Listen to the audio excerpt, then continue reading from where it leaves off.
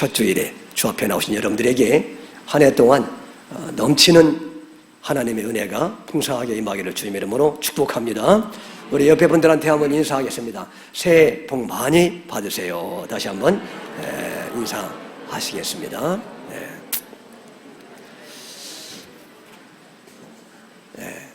오늘 특별히 또 의미가 있는 것은 이제 올해부터 한 달에 한 번은 우리가 이제 이렇게 11시에 주일날 11시에 모여서 온 가족이 함께 예배하는 그런 시간을 가지려고 해서 오늘 이제 첫 번째 주일부터 지금 시행하고 있는데 우리 유치부 어린이들도 지금 와 있고 중고등부 또 초등부 어린이들 또 학생들 이렇게 청년들까지 함께 예배를 드리게 돼서 더 뜻이 깊고 의미가 있는 것 같습니다. 이제 새해부터는 하나님이 우리 교회에 새로운 일을 행하신다고 그렇게 말씀하시는데 지금 여러 가지로 아주 좋은 징조들이 많이 보이고 있습니다. 은혜가 충만한 한 해가 되고 정말 사랑이 가득한 우리 교회가 되고 예수님의 영광이 충만한 그런 아름다운 교회가 될 줄로 크게 기대됩니다. 자, 오늘 말씀을 중심으로 오직 예수만 보이더라. 오늘 본문에 그 구절이 나오죠. 그래서 이제 올해 표어를 바로 하나님이 이 구절로 정하도록 그렇게 감동을 주셨습니다. 오직 예수만 보이더라. 따라합시다. 오직 예수만 보이더라. 아멘. 그 얘기는 뭡니까?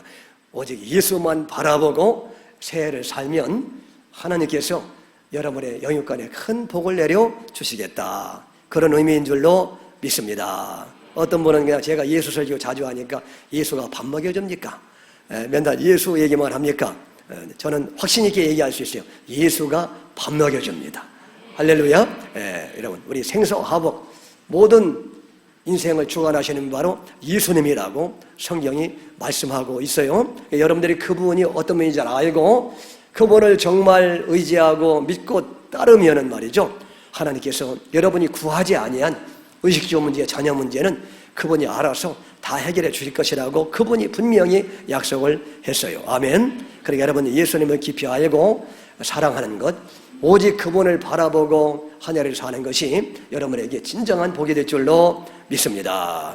참 중요한 겁니다, 여러분. 그래서 자, 이제 오늘 28절부터 한 절 한 절 살펴보도록 하겠습니다. 28절 봉독합니다. 띄워주시죠. 28절. 이 말씀을 하신 후 8일쯤 되어 예수께서 베드로와 요한과 야고보를 데리고 기도하시러 산에 올라가사. 그렇게 이제 말씀하고 있죠. 이 말씀은 뭐냐 하면 여기 이 말씀을 하신 후 그랬죠. 이 말씀은 이제 뭘 가르치냐면은 그 위에 보면은 누가복음 9장 위쪽에 보면은 말이죠. 18절에 보니까 이런 말씀이 있어요. 예수께서 따로 기도하실 때 저희들이 주와 함께 있더니 물어 이르되 무리가 나를 누구라고 하느냐? 예수님이 제자들에게 물어봤어요. 사람들이 무리들이 말이죠. 수많은 군중들이 나를 누구라고 얘기하더냐? 예수님이 제자들에게 질문을 하셨어요. 그랬더니 제자들이 말하기를 어떤 사람은 엘리야라고 얘기합니다.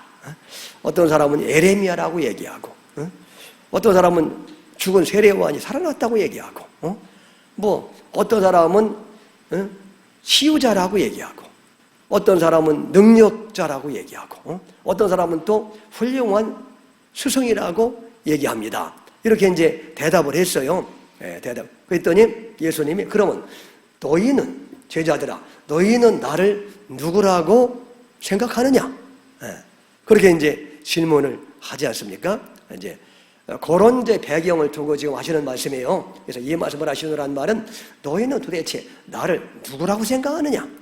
그 질문을 하신 다음에 지금 이 사건이 펼쳐지고 있는 겁니다. 이런 배경을 잘 아셔야 이 본문의 의미를 정확하게 알 수가 있어요. 그러면 여러분은 예수님을 누구라고 생각하십니까? 여러분은 지금까지 예수님을 믿고 따른다고 하시고 이제 오늘 또 이렇게 10년 벽두에 주님 앞에 나오셨는데 여러분은 예수님을 어떤 분이라고 생각하세요?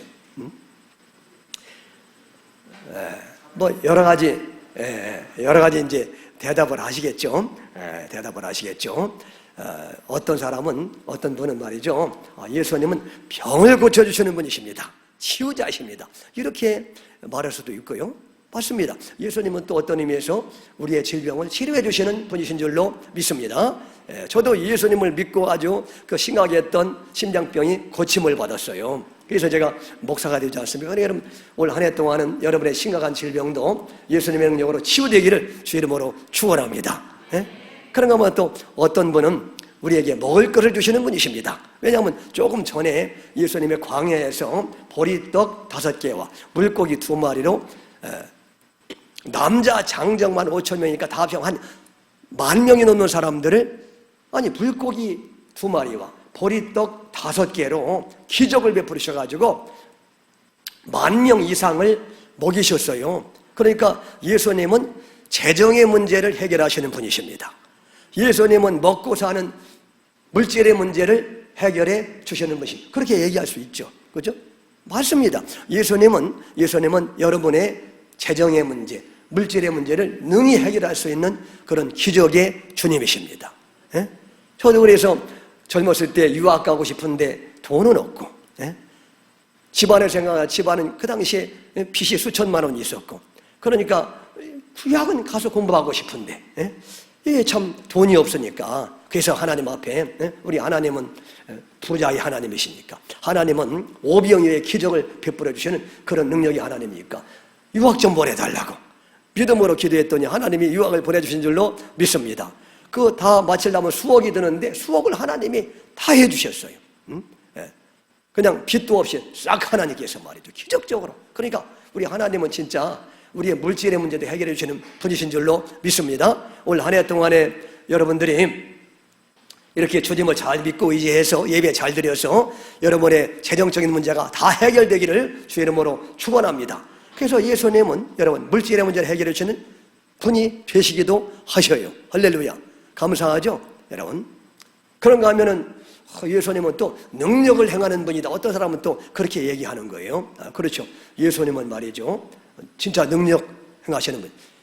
배를 타고 갈릴리 바다를 건너가다가 갑자기 풍랑이 일어가지고, 폭풍이 일어가지고 배가 뒤집혀지려고 하는데 예수님이 주무시다가 깨가지고 바다를 향해서 뭐라 했어요? 풍랑아, 잠잠하라! 딱 한마디 하니까 그렇게 흉흉했던 풍랑이 잠잠해진 줄로 믿습니다. 그러니까 예수님은 그 놀래가지고 제자리에 눈이 뜬그러져가지고 이분이 누구길래 바다도 풍랑도 파도도 이분에게 순종하는가? 여러분, 예수님은 여러분 기적을 행하시는 분이시고 능력을 행하시는 분이시고 천지만물의 권세를 가지고 계신 분인 줄로 믿습니다. 여러분의 인생의 풍랑이 일 때에 예수님을 의지하고 이렇게 예배를 잘 드리게 되면 여러분의 인생의 문제를, 인생의 풍랑을 능히 해결할 수 있는 그런 능력자가 바로 예수님이신 줄로 믿으시기를 주의 이름으로 간절히 축원합니다. 그런가 하면 또 예수님은 말이죠, 진짜 고상한 도덕가이셨어요. 예수님은 정말 윤리와 도덕에 있어서 완벽하신 유일하신 분이었잖아요. 그죠? 그래서 정말 아주 존경할 만한 고상한 그런 도덕적인 선생님 역할도 예수님이 또 하셨습니다. 여러분. 그죠? 여러분.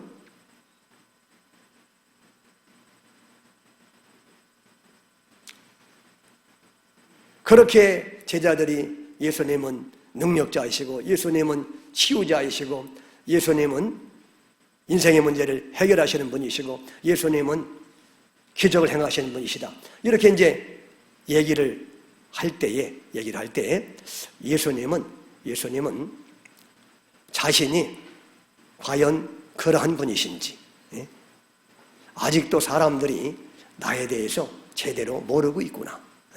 나는 단순히 능력자가 아니고 나는 단순히 너희들의 병이나 고쳐주려고 온 분도 아니고 나는 너희들의 먹을 거나 육신적인 그 배고픔의 문제를 해결하려고 온 분도 아니고 나는 너희들에게 윤리와 도덕 선생처럼 말이죠, 맹자나 공자처럼 그런 거나 가르치려고 온 사람이 아니다 하는 사실을 지금 예수님이 보여주려고 오늘 본문의 말씀이 등장하고 있는 줄로 믿습니다. 그죠? 그래서 본문은 말이죠. 과연 예수님이 누구신가 하는 것을 우리에게 잘 보여주는 아주 중요한 말씀이에요. 말씀이에요. 그러니까 여러분들이 예수님이 누군가를 생각하는 그런 차원을 떠나서 예수님은 정말로 어떤 분이신가? 예수님이 왜 이 땅에 진정으로 오셨는가? 하는 것을 여러분들이 다시 한번 기억하시기를 바랍니다. 그래서 여러분이 생각하는 예수가 아니라 성경이 말하는 예수를 믿어야 돼요. 아니, 여러분이 생각하는 예수님을 부지런히 믿었는데 지옥 가는 사람들이 많다고 예수님이 친히 말씀했어요. 나더러 주여 주여 한다고 다 천국 가는 줄 아느냐? 교회에서 뭐 일을 많이 했다고 천국 가는 줄 아느냐? 교회에서 목사 노릇한다고 무슨 장로, 권사, 집사 그런 직분 받는다고 천국 가는 줄 아느냐? 아니라고 예수님이 그랬잖아요. 그죠? 마태복음 7장에서 나더러 주여 주여 하는 자마다 천국 가는 것도 아니고 뭐 선지자 노릇하고 말이지. 교회에서 직분 받았다고 천국 가는 것도 아니고 예수님 말씀했어요. 그죠? 그러가면 또 많은 권능을 행했다고 천국 가는 것도 아니고 아니라는 거예요. 그러니까 예수님이 누구신지를 바로 아는 사람이 천국에 간다. 여러분들이 기억해야 돼요. 아멘. 너무 중요하잖아. 여러분들이 평생 동안 예수님을 잘 믿었다고 생각했는데 마지막 심판날에 지옥 가라 이놈아. 그러면 여러분 얼마나 황당하겠습니까? 황당한 게 아니라 여러분 얼마나 끔찍하겠어요, 여러분. 그죠? 새파랗게 질리죠. 주님, 저를 모르십니까? 나는 너를 모른다. 너 어디서 왔느냐? 주님이 그러신다고 그랬어요, 여러분. 왜냐하면 예수님을 믿었는데 예수님이 누구신지를 모르고 믿은 거야. 한마디로 말해서. 그렇죠, 여러분? 내가 생각하는 예수, 성경에서 말하는 예수가 아니라 내가 생각하는 예수를 믿었던 거예요.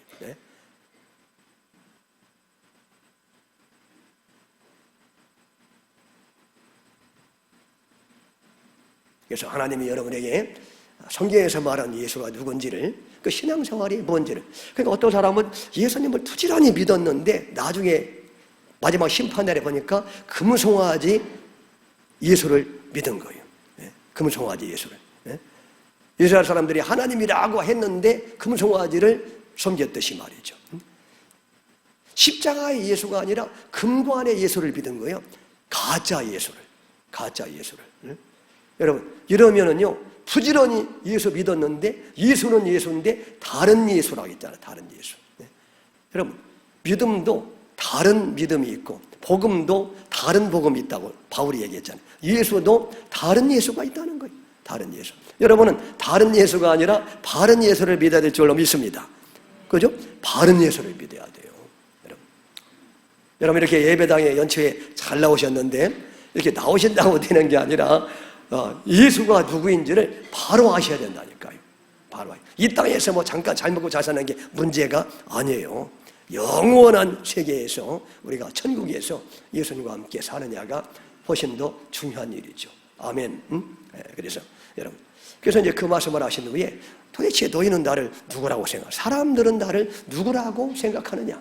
거기에 대해서 질문하신 다음에 예수님이 그걸 가르쳐 드리려고 베드로와 요한과 야고보를 데리고 기도하시러 산에 올라갔다. 이 산 이름이 이제 변화산이다. 보통 거기서 이제 예수님이 변화됐으니까 그렇게 이제 얘기를 하는데, 이 산에 올라가시는 그런 장면을 보여주고 있습니다.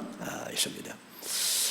그런데 이제 29절 보세요. 29절 보면은 기도하실 때 용모가 변화되고 그 옷이 휘어져 광채가 나더라. 그럼 올라가셔서 예수님이 기도하시는데 갑자기 예수님이 싹 변화되는 거예요. 그러니까 원래 예수님은 하나님이시잖아요. 그런데 이 땅에 우리 죄를 짊어지시려고 육신을 입고 잠깐 이 땅에 그분이 인간의 모습으로 오셨는데, 바로 이제 산에 올라가서 기도하시다가 갑자기 다시 또 원래의 하나님의 모습으로 싹 바뀐 거예요. 지금 이게 아시겠죠? 이게 이제 용모가 변화되는, 원래 하나님의 모습으로 바뀌었다는 거예요. 그래서 막 그 옷이 아주 휘어져 광채가 확 나면서 말이죠, 빛나는 그런 하나님의 모습으로, 영광스러운 모습으로, 초라한 모습이 아니라 그렇게 바뀌었다는 거예요. 그러니까 예수님은 누구냐? 예수님은 단순히 윤리와 도덕이 뛰어났던 송인 군자 같은 공자나 무슨 예수님은 마호메트나 맹자나 말이죠. 무슨 석가 그런 레벨이 아니라는 거죠. 예수님이. 예수님을 단순히 그런 레벨로 생각하는 분들이 있어요. 그러니까 3대 성현 중에 그냥 레벨이 같은 분으로 말이죠. 석가나 마호메트나 예수나 레벨이 같아. 여러분 예수님은 그런 레벨이 아니라는 거예요. 지금 예수님은 석가나 마호메트는 그냥 인간적으로 훌륭한 사람들은 맞아요. 그러나 그 사람들이 하나님의 레벨은 아니잖아요. 피조물 중에서 훌륭했던 사람들이죠. 그죠? 예수님은 그렇게 단순히 피조물 중에서 훌륭한 그런 레벨이 아니라는 거지. 그게 이렇게 확 변화돼가지고 하나님처럼 그렇게 찬란하게 영광이 빛나는 존재로. 그러니까 예수님은 원래 그런 인간의 레벨이 아니라 하나님의 레벨이라는 거예요. 우리 예수님은 할렐루야. 예수님 말이죠. 그런 분이라는 거예요. 어떤 분들은 말이 예수님은 그냥 인간 중에서 훌륭한 분이라고 생각하고 그 예수님을 따르다가 죽었을 때 지옥 가는 거예요. 그래가지고 예수님을 그 정도밖에 생각하지 못했기 때문에. 네? 여러분. 그러니까 벌써 이렇게 주님이 하나하나 우리에게 가르쳐 주시는 거예요. 예수님은 인간 레벨이 아니라 그분은 하나님 자신이다. 그걸 지금 말씀하는 줄로 믿습니다. 30절 말씀, 30절. 문득 두 사람이 예수와 함께 말한 이는 모세와 엘리야라 그랬죠. 그런데 그렇게 이제 예수님이 세 제자와 함께 기도하시는데 예수님이 확 변화되죠. 그런데 그때 갑자기 모세와 엘리야가 나타나서 예수님과 대화를 하는 장면이 펼쳐지고 있습니다. 모세와 엘리야는 이미 이게 어느 시대 사람들이에요? 모세와 엘리야는 벌써 구약 시대 사람들이잖아요. 예수님이 오시기 전 수천 년 전에 살았던 그런 두 사람이 이 사람들은 지금 어디가 있는 거예요? 원래 천국에 가 있죠. 이미 천국에 가 있는 사람들인데 갑자기 두 사람이 나타난 거예요. 예수님이 계신 그곳에. 지금 신기한 일이 막 벌어지고 있는 거예요. 산 위에서. 아니 천국에 있던 사람이 나타나가지고 예수님과 대화를 하는데 대표로 두 사람이 나타나죠. 그게 누구라고요? 모세와 엘리야다. 그래서 이제 이 모세와 엘리야가 나타나가지고 예수님과 대화.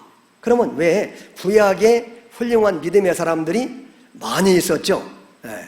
모세와 엘리야만 있는 게 아니라 뭐 요셉도 있고 아브라함도 있고 다윗도 있고 뭐 많잖아요. 그런데 왜 모세와 엘리야가 나타났을까? 두 사람만 나타났을까?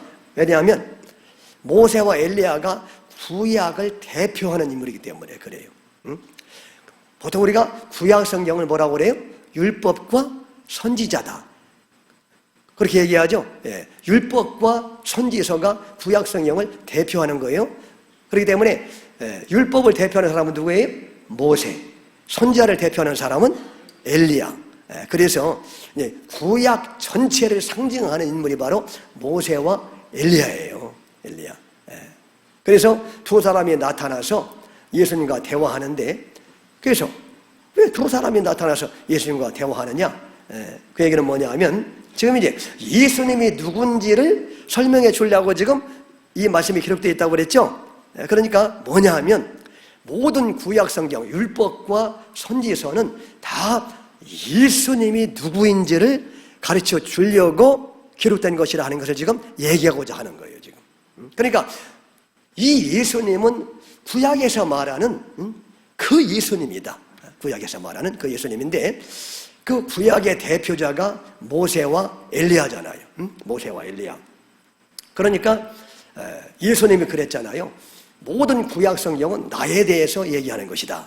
그러니까 모세와 엘리야가 구약의 대표이기 때문에 모세와 엘리야가 누군지를 여러분들이 잘 연구해 보면은 예수님이 누구신지를 알 수 있을까요? 모를까요? 알 수 있게 되는 거예요. 그러니까.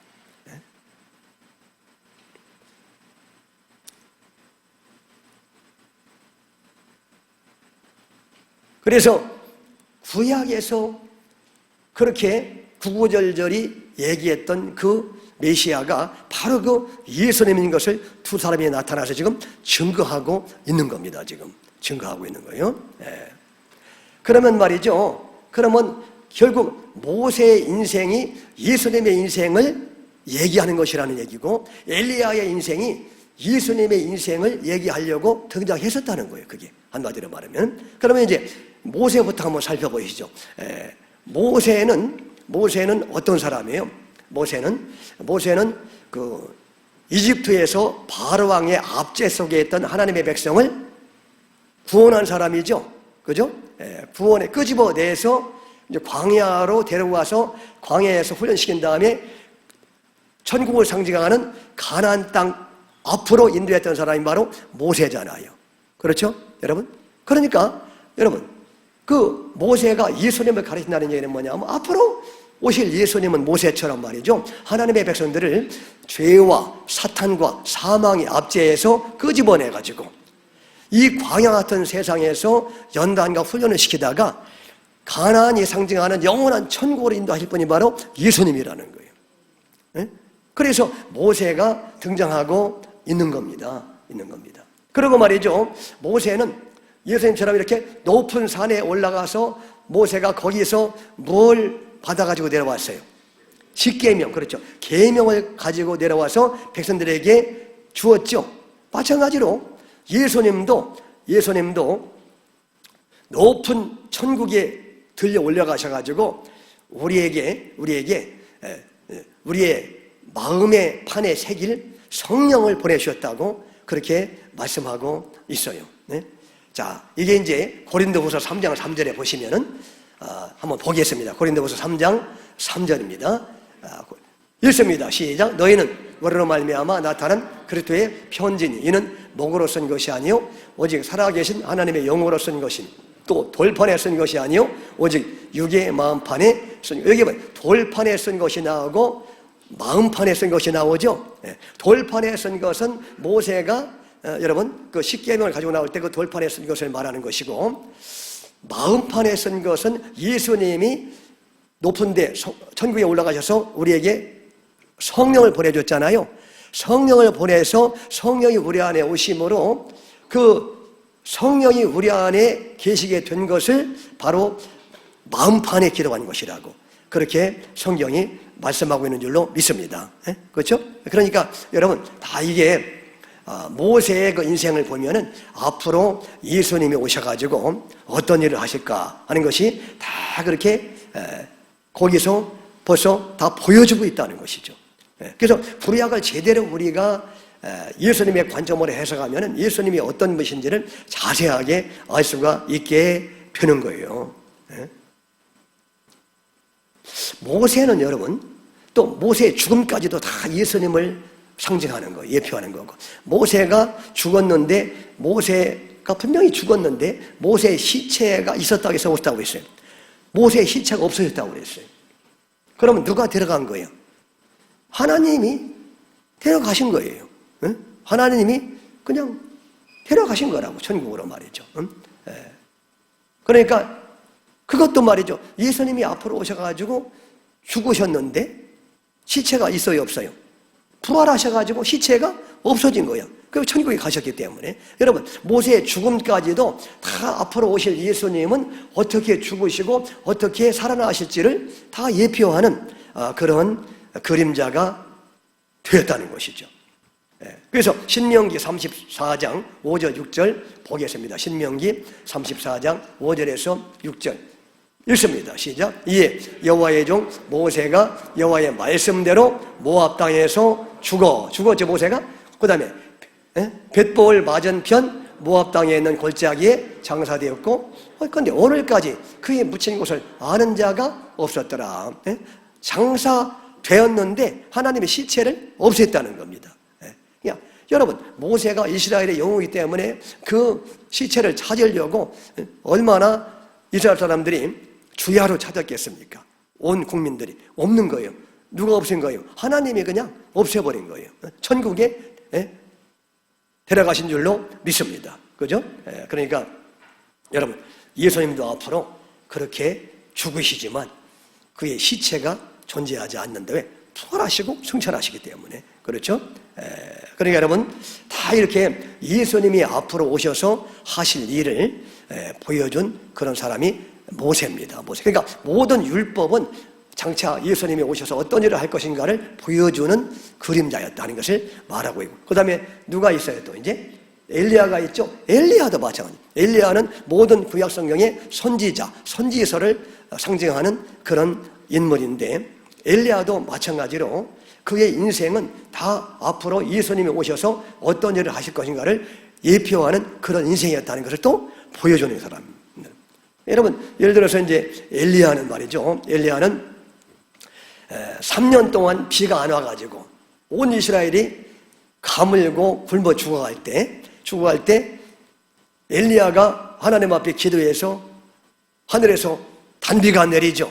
단비가 내려서 메말랐던 땅이 적심을 받고 다시 이제 소생하는 그런 역사가 나타난 줄로 믿습니다. 그러니까 여러분, 앞으로 오실 예수님은 어떤 분이시냐? 영적으로 메말라 있는 우리 심령들, 영적으로 죽어가는 우리의 영혼들을 살리려고 예수님이 은혜의 단비를 우리에게 부어주심으로 말미암아 우리를 영적으로 살릴 분이심을 우리에게 말하고자 하는 것이죠. 바로 앞으로 예수님이 그런 일을 하실 것이라는 것을 말씀하고 있는 거예요. 그리고 여러분, 엘리야도, 여러분, 엘리야가 죽어요, 안 죽어요? 엘리야는 안 죽고 그냥 이렇게 살아있다가 갑자기 하나님이 회오리 바람을 타고 병거를 타고 천국에 올라가도록 그렇게 역사하셨잖아요. 그죠? 그러니까 죽음을 맛보지 않고 승천한 거예요. 그러니까 예수님이 앞으로 오셔가지고 그렇게 하늘나라로 승천하실 것을, 하늘나라로 올라가실 것을 보여주는 사람이 바로 엘리야입니다. 다 그 예수님이 앞으로 오셔가지고 어떤 일을 하실 건가를 보여주는 거예요. 그리고 또 엘리야 하면은 말이죠. 엘리야는 또 심판을 상징하는 그런 사람이죠. 그죠? 우상숭배했던 750명의 바알 선지자, 그 다음에 또 아세라 선지자, 우상숭배자들을 심판했잖아요. 기도하니까 하늘에서 불이 떨어지자마자 제단을 삼켜버리고, 그래서 칼든 사람들이 말이죠, 우상숭배하던 그 750명의 선지자들을 다 죽여버리잖아요. 그러니까 예수님은 어떤 분이시냐? 예수님은 단순히 죄인들을 구원하시는데 끝까지 예수님을 안 믿고 그렇게 우상숭배하는 자들, 여러분, 예수님을 안 믿는 사람들은 하나님은 다 우상숭배라고 생각하는 거예요. 왜냐하면 자기라는 우상을 섬기고, 재물이라는 우상을 섬기고, 돈이라는 우상을 섬기고, 자식이라는 우상을 섬기고 말이죠. 권력이라는 우상을 섬기고, 자기의 인생의 성공이라는 우상을 섬기고, 다 여러분, 하나님을 제대로 알지 못하는 자들은 다 그렇게 우상숭배자라고 성경이 말씀하는 거예요. 그죠? 그런 우상숭배자는 반드시 예수님 재림할 때 가차없이 하나님이 심판하시겠다는 것을 엘리야를 통해서 또 다 예수님의 역할을 얘기하고 있는 줄로 믿습니다. 그죠? 여러분? 그러니까 예수님이 바로 그런 분이라는 거죠. 예수님.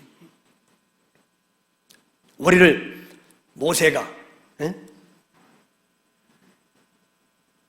이집트의 왕의 압제에서 건졌듯이 예수님은 우리를 죄와 사망과 마귀의 권세로부터 건져내시는 분이시고, 건져냄을 받은 하나님의 자녀들을 광야 40년, 이 세상의 광야 40년이에요.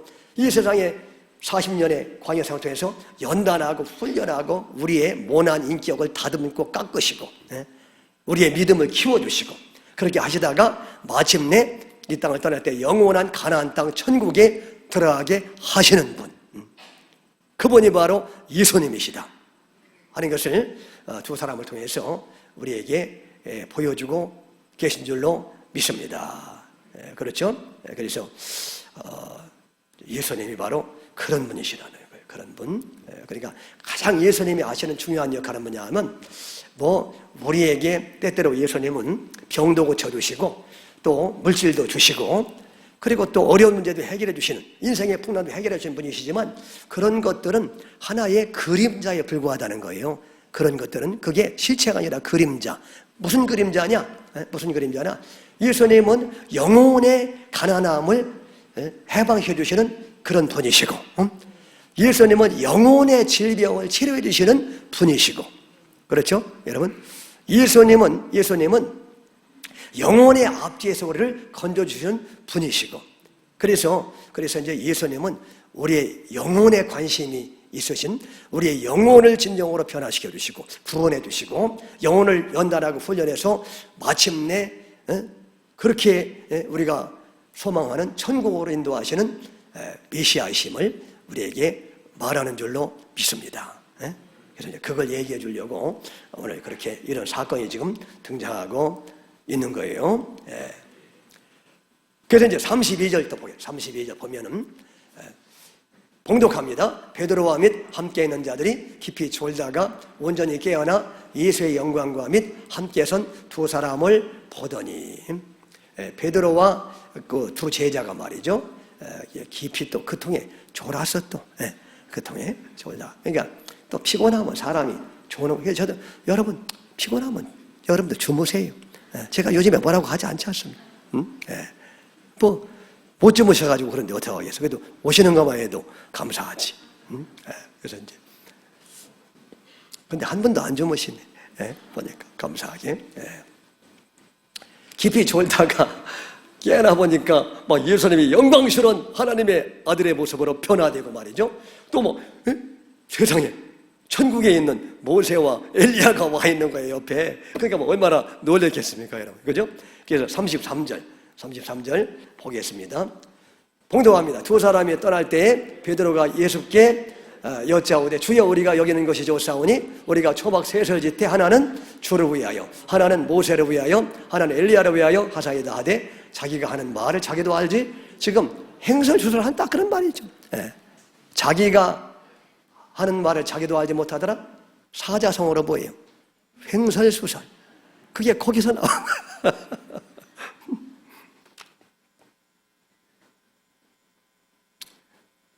갑자기 유머가 생각나는데 제가 절제하겠습니다. 빨리 설교를 끝내야 되니까. 34절 봉독합니다.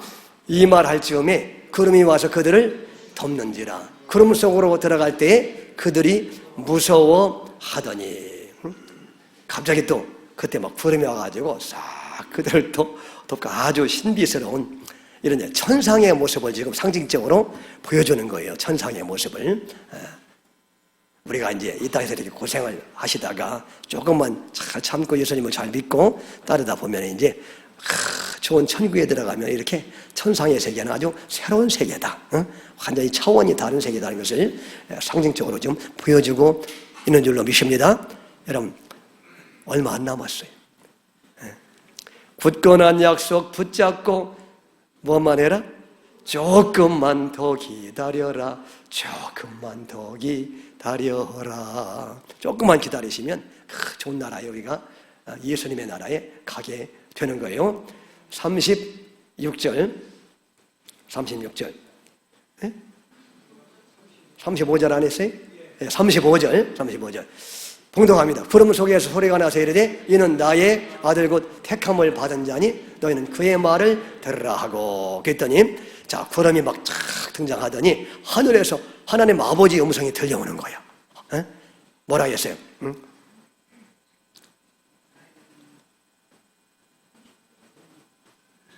35절 소리가 나서 이르되 이는 나의 아들 곧 택함을 받은 자니 너희는 그의 말을 들어라. 하나님 음성이 들렸어요. 예수님은 내 아들이다. 그리고 너희의 구원을 위해서 내가 택한 구원자요, 내 아들이요 메시아다. 그러니까 예수님을 믿고 사랑하고 언제나 예수님만 따라가는 그런 사람이 돼야 너희들은 안전하다. 그렇게 지금 말씀하고 있는 거예요.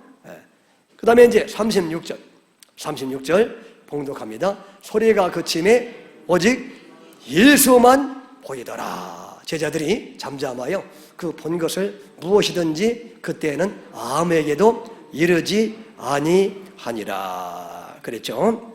이제 소리가 그쳤는데 갑자기 이제 모세와 엘리야가 사라져 버렸어.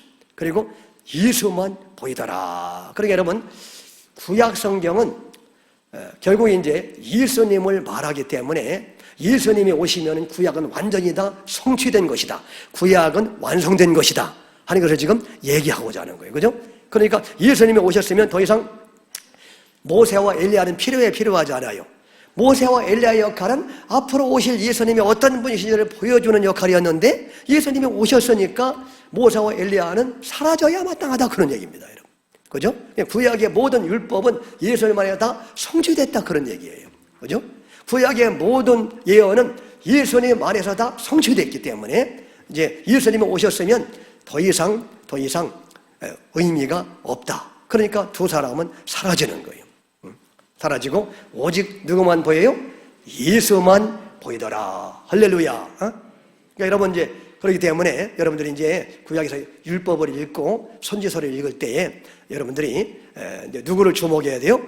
오직 그들이 말하는 거기서 말하는 예수님을 주목해야 된다는 사실을 지금 얘기하고 있는 거예요. 얘기하고 있는 거예요. 아멘. 이 얼마나 중요한 말씀인지 모릅니다. 그러니까 율법과 선지를 읽으면서 자꾸 예수 제쳐놓고 그걸 말이죠 무슨 다른 차원에서 그렇게 해석하면 그거는 잘못되는 길이다. 그게 다른 예수를 따르는 길이다. 그게 아시겠죠? 그래서 예수님을 지향하고 예수님을 추구하고 예수님을 사랑하고 예수님을 바라보는 그런 삶을 살아야 우리의 신앙은 올바로 가는 신앙이고 안전한 신앙임을 우리에게 말씀하고 있는 거예요. 아멘. 여러분. 그러니까 예수님이 이렇게 광야에서 말이죠 오병이어의 기적을 행하실 때 많은 군중들은 예수님을 따라다녔는데 왜 따라다녔어요?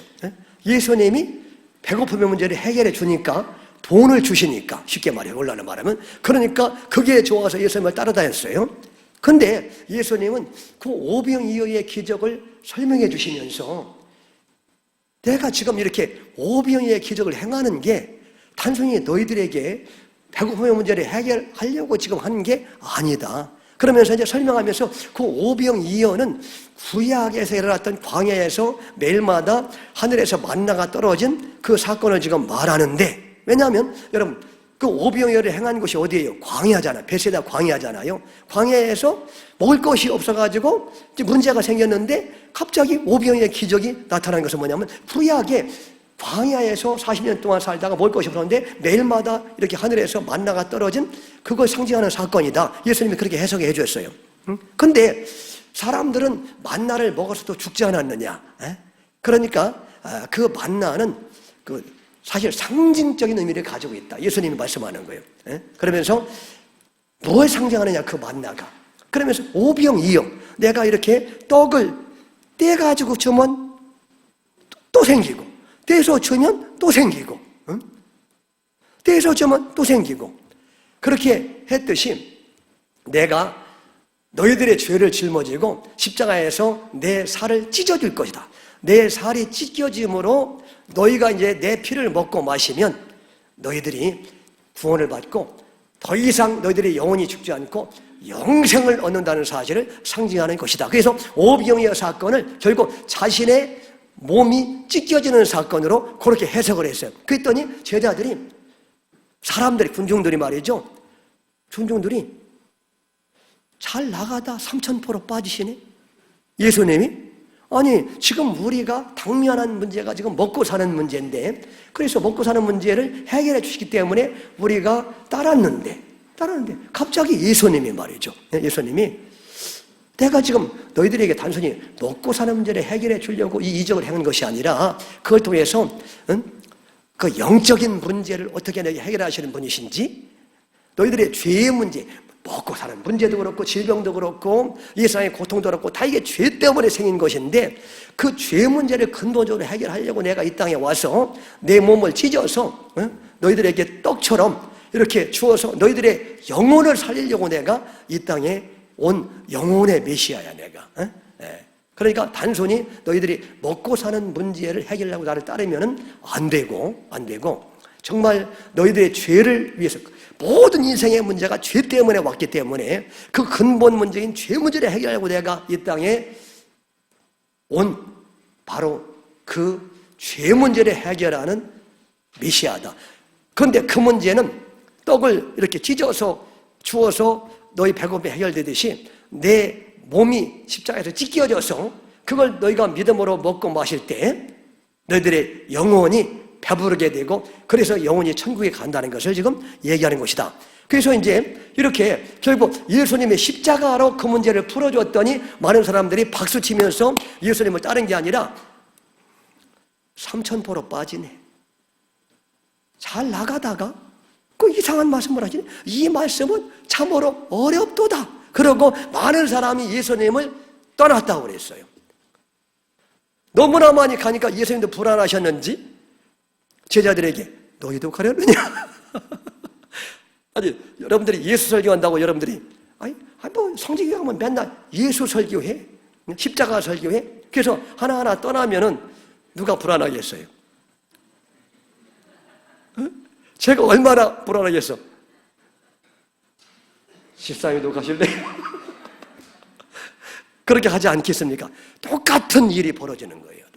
예수님이야 불안할 리가 없지. 예수님은 하나님이신데 그거 불안하겠어요. 근데 저는 인간이기 때문에 예수 설교한다고 교회 오면은 병도 낫습니다. 물질의 문제도 해결됩니다. 부자 됩니다. 축복을 받습니다. 이래야 교회 올 맛이 나는데 올 때마다 오직 예수입니다. 이러면은 말이죠 인기가 있겠습니까 없겠습니까? 예수로 충만한 분들은 인기가 있는데 있다고 그러잖아. 예수가 좀 맨 앞에 앉잖아 벌써. 예수 설교 들으려고 할렐루야. 근데 이제 믿음이 약한 분들은 이런 설교, 예수 설교를 좋아하지 않아요. 또 예수야? 예수가 밥 먹여줘? 그러면서 목사님은 옛날에 좋아했는데 요즘에 별로야.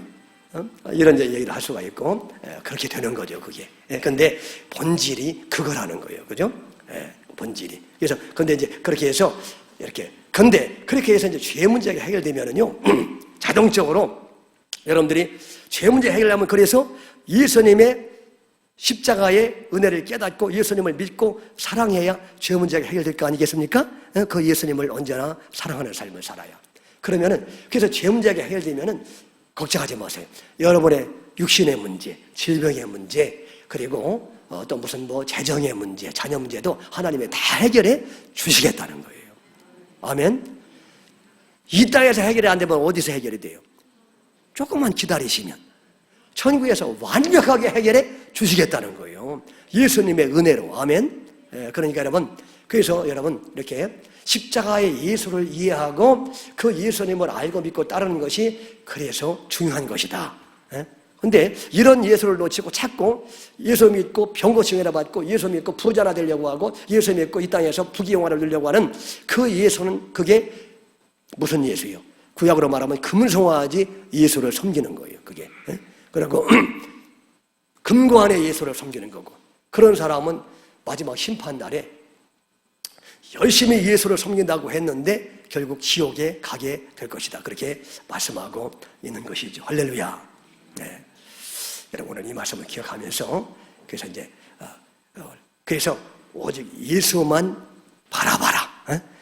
예수님이 어떤 분이신지 십자가의 은혜가 얼마나 놀라운지를 더 깊이 깨닫게 해달라고 기도하고 그 예수님의 사랑에 감사 감격해서 그렇게 그 예수님을 날마다 높이고 사랑하고 또 그 예수님을 자랑하고 그런 삶을 살다 보면 하나님이 여러분들이 염려하는 그 의식적 문제는 다 해결해 주고 진정한 하나님의 축복이 우리 성지교회에 넘쳐날 줄로 믿습니다. 여러분의 가정에 넘쳐날 줄로 믿습니다. 그런 은혜를 받으시기를 주의 이름으로 간절히 축원합니다. 오늘 말씀 기억하면서